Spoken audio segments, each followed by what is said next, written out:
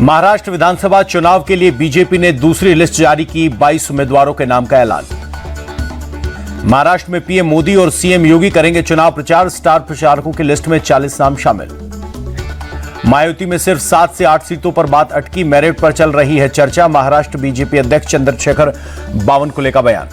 शरद गुट ने 22 और उम्मीदवारों का किया ऐलान। बीड से संदीप क्षीरसागर को टिकट। चाचा अजित पवार के खिलाफ लड़ना एक चुनौती, लेकिन मैं चिंतित नहीं। बारामती से एनसीपी एसपी उम्मीदवार योगेंद्र पवार का बयान। शरद गुट के नेता जयंत पाटिल का बयान। उम्मीदवारों की जीत की संभावना पर फोकस।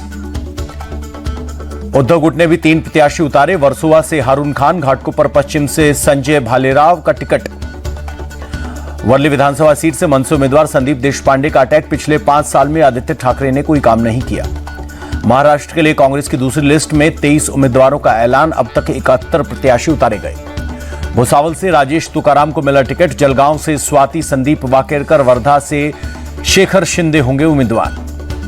कांग्रेस की दूसरी लिस्ट आने पर नागपुर ऑफिस में जश्न। कांग्रेस ने फडणवीस के खिलाफ गिरीश पांडव को बनाया है प्रत्याशी। उद्धव ठाकरे से मिले कांग्रेस नेता बाला साहब थोराट। कुछ सीट एक्सचेंज करने पर हुई चर्चा। राहुल गांधी की नाराजगी की खबरों से महाराष्ट्र कांग्रेस का इनकार। बाला साहब थोराट बोले, ये सब बेबुनियाद खबरें। महाराष्ट्र चुनाव में नहीं उतरेगा आम आदमी पार्टी। एमवीए के उम्मीदवारों के लिए प्रचार करेंगे केजरीवाल।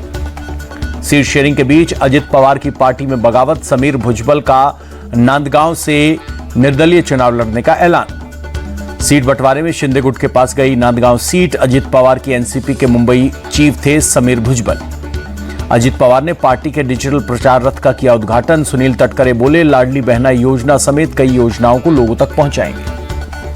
अजित पवार ने बीजेपी के पूर्व सांसद सुजय विखे को किया फोन। सूत्रों की खबर, वसंत देशमुख के बयान पर जताई आपत्ति।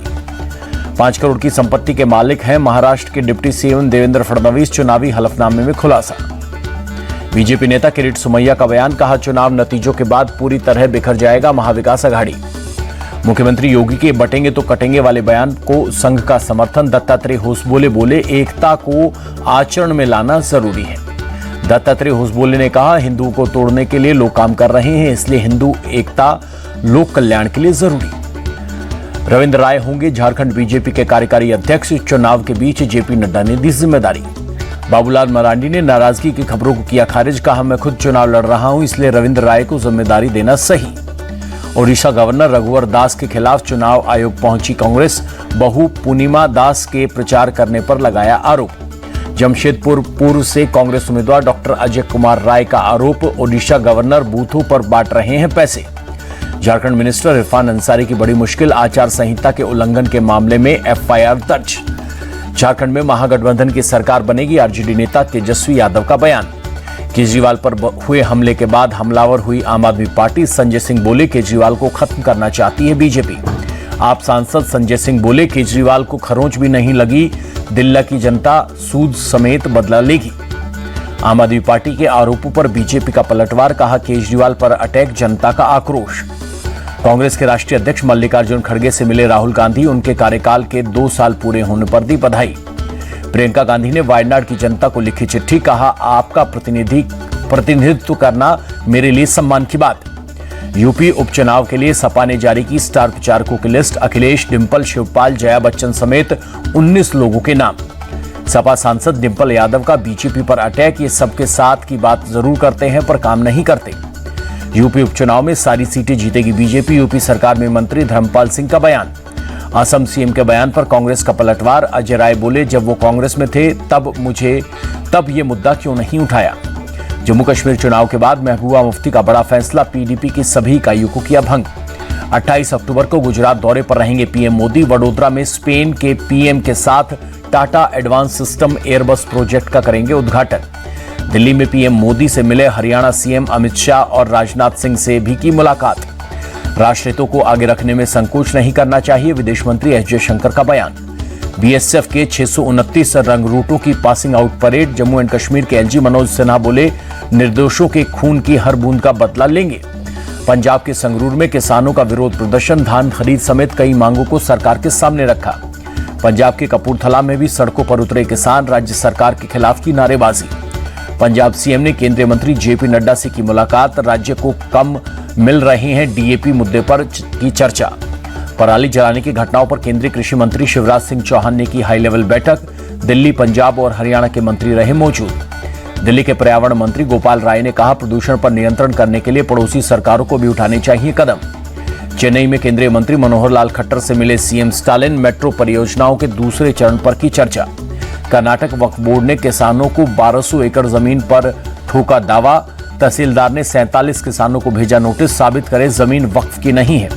वक्फ बोर्ड के दावे पर गरमाई राजनीति। सांसद तेजस्वी सूर्या बोले, किसानों की हक की लड़ाई लड़ेगी बीजेपी। कुछ लोग वक्फ बोर्ड के नाम पर लोगों को परेशान कर रहे हैं। केंद्रीय मंत्री जी किशन रेड्डी का बयान। तेजस्वी सूर्या के आरोप पर बोले, कर्नाटक के वक्फ मंत्री जमीर अहमद किसानों के साथ कैसे अन्याय कर सकते हैं। गुजरात एटीएस की बड़ी कामयाबी। पोरबंदर से पंकज कोटिया नाम के शख्स को किया गिरफ्तार। पाकिस्तानी महिला को संवेदनशील जानकारी देने का आरोप। आईजीआई एयरपोर्ट पर बम की धमकी का मामला। दिल्ली पुलिस ने शुभम उपाध्याय नाम के शख्स को किया गिरफ्तार। मऊ में हिस्ट्री शीटर कलीम उर्फ हीरा की 39 लाख की संपत्ति कुर्क। गैंगस्टर एक्ट के तहत हुई है कार्रवाई। राष्ट्रपति द्रौपदी मुर्मू ने रायपुर के जगन्नाथ मंदिर में की पूजा। सीएम विष्णुदेव साय भी रहे मौजूद। गोरखपुर में सब जूनियर राष्ट्रीय रोइंग चैंपियनशिप का आयोजन। सीएम योगी भी हुए शामिल। सीएम योगी आदित्यनाथ ने कहा, 10 साल में पीएम के नेतृत्व में खेल गतिविधियों में बड़ा बदलाव आया। गोरखपुर में सीएम योगी ने लगाया जनता दरबार। लोगों की शिकायतें दूर करने के निर्देश दिए। पटना में गंगा घाट पहुंचे सीएम नीतीश कुमार। छठ पूजा की तैयारियों का किया निरीक्षण। दिल्ली में आप सांसद राघव चड्ढा के घर पहुंचे जगतगुरु शंकराचार्य स्वामी अविमुक्तेश्वरानंद सरस्वती महाराज। पत्नी परिणीति चोपड़ा के साथ आदर भाव से किया सत्कार। राघव चड्ढा ने साष्टांग दंडवत कर लिया स्वामी अविमुक्तेश्वरानंद का आशीर्वाद। परिणीति चोपड़ा ने जगत गुरु की उतारी आरती। दिल्ली बीजेपी अध्यक्ष वीरेंद्र सचदेवा की तबीयत बिगड़ी। आरएमएल अस्पताल में भर्ती कराया गया। प्रदूषित यमुना नदी में डुबकी लगाने से हुए बीमार। देहरादून में सीएम पुष्कर धामी ने की समीक्षा बैठक। न्याय विभाग से जुड़े मुद्दों पर की चर्चा। बेंगलुरु दौरे पर उपराष्ट्रपति जगदीप धनखड़। पूर्व पीएम एचडी देवगौड़ा के घर जाकर की मुलाकात। कमाऊं सेक्टर में पर्यटन को बढ़ावा देने की कोशिश। भारतीय सेना ने टेंट से बने होम स्टे का किया उद्घाटन। गुरुग्राम में शॉर्ट सर्किट से एक मकान में लगी आग। हादसे में 4 लोगों की मौत। पटियाला हाउस कोर्ट में लेडी डॉन अनु धनखड़ को 2 नवंबर तक न्यायिक हिरासत में भेजा। बर्गर किंग में हुई हत्या के मामले में हुई है गिरफ्तारी। जेल में लॉरेंस बिश्नोई के इंटरव्यू को लेकर एक्शन में पंजाब पुलिस। 2 डीएसपी समेत 7 पुलिसकर्मी सस्पेंड। सीएम भगवंत मान ने दी जानकारी। त्योहारों पर लखनऊ में खाद्य सुरक्षा विभाग की बड़ी छापेमारी। देसी घी के गोदाम में मिले एक्सपायरी घी के डिब्बे। सूरत के उथना रेलवे स्टेशन पर यात्रियों की भारी भीड़। दीपावली और छठ पर घर जाने की तैयारी में हैं लोग। तमिलनाडु के त्रिची में दिवाली से पहले बाजारों में रौनक। खरीदारी करने के लिए उमड़े लोग। पश्चिम बंगाल में दाना तूफान से 2 और लोगों की मौत। अब तक 4 लोगों की गई जान। ओडिशा सरकार ने 4 अधिकारियों को किया सस्पेंड। चक्रवात दाना के दौरान लोगों से किया था दुर्व्यवहार। ओडिशा में चक्रवात दाना के बाद राहत बचाव कार्य शुरू। भारतीय नौसेना ने खाना और दवाइयां बांटी। तमिलनाडु के मदुरई में बारिश से हाल बेहाल। सेल्लूर और उसके आसपास भरा पानी।